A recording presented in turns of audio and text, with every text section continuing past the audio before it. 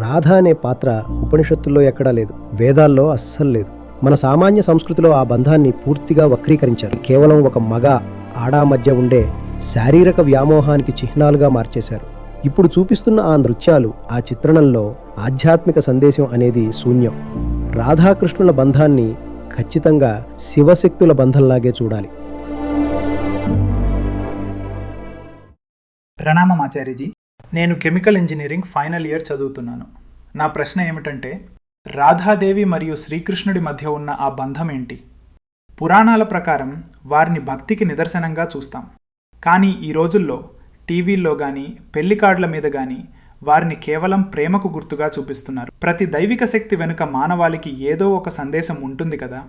మరి వీరి బంధం మనకు ఏం తెలియజేస్తుంది? చూడండి, ఖచ్చితంగా చెప్పాలంటే నిజానికి శ్రీకృష్ణుడు మరియు రాధ మధ్య ఉన్న సంబంధం శివశక్తుల మధ్య ఉన్న బంధం లాంటిదే. అదే వారి మధ్య ఉన్న అసలైన సంబంధం. కానీ దురదృష్టవశాత్తు మన సామాన్య సంస్కృతిలో ఆ బంధాన్ని పూర్తిగా వక్రీకరించారు, పూర్తిగా మార్చేశారు. ఇప్పుడు వారిని చూపిస్తున్న విధానం ఏమాత్రం అంగీకరించదగ్గది కాదు. వారిని కేవలం ఒక మగ ఆడా మధ్య ఉండే శారీరక వ్యామోహానికి చిహ్నాలుగా మార్చేశారు.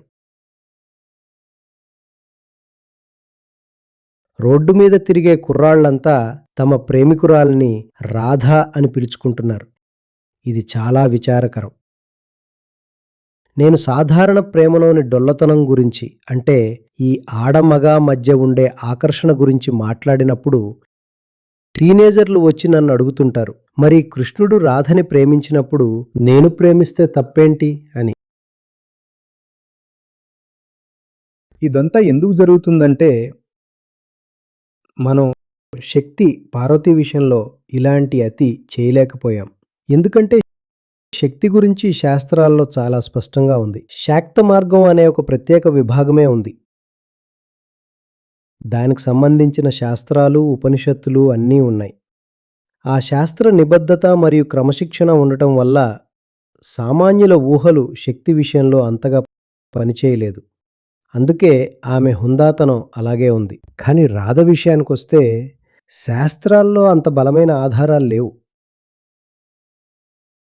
రాధ అనే పాత్ర ఉపనిషత్తుల్లో ఎక్కడా లేదు, వేదాల్లో అస్సలు లేదు. పురాణాల్లో కూడా శ్రీకృష్ణుడి గురించి చెప్పేటప్పుడు ఆమె ప్రస్తావన చాలా తక్కువ. శ్రీకృష్ణుడి గురించి ప్రధానంగా చెప్పే శ్రీమద్ భాగవత పురాణం మరియు హరివంశ పురాణాల్లో కూడా రాధ గురించి అరుదుగా మాత్రమే ఉంటుంది. దీనివల్ల ఏం జరిగిందంటే, శాస్త్రాల్లో రాధ గురించి పెద్దగా చెప్పలేదు కాబట్టి ఆ తర్వాత వచ్చిన వారంతా తమ ఊహలకు రెక్కలు తొడిగి రాధ గురించి తమకు నచ్చినట్టు కథలు అల్లేశారు. శక్తి లేదా పార్వతీ విషయంలో ఇలాంటి పిచ్చి పనులు చేయలేదు. జనం శాస్త్రాలు చదవరు కాబట్టి ఆ కథల్నే నిజమని నమ్ముతున్నారు. నిజానికి రాధాదేవి పాత్రకు ఎంతో గౌరవం ఇవ్వాలి, ఎంతో మర్యాద ఇవ్వాలి.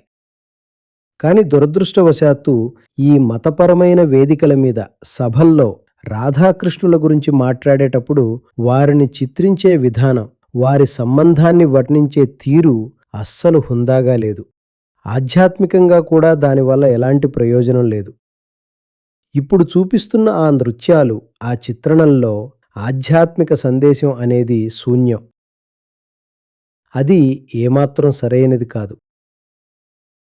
నేను మొదట చెప్పినట్టే, రాధాకృష్ణుల బంధాన్ని ఖచ్చితంగా శివశక్తుల బంధంలాగే చూడాలి. అంతకంటే తక్కువగా, అంతకంటే దిగువ స్థాయికి దిగజార్చి చూడకూడదు.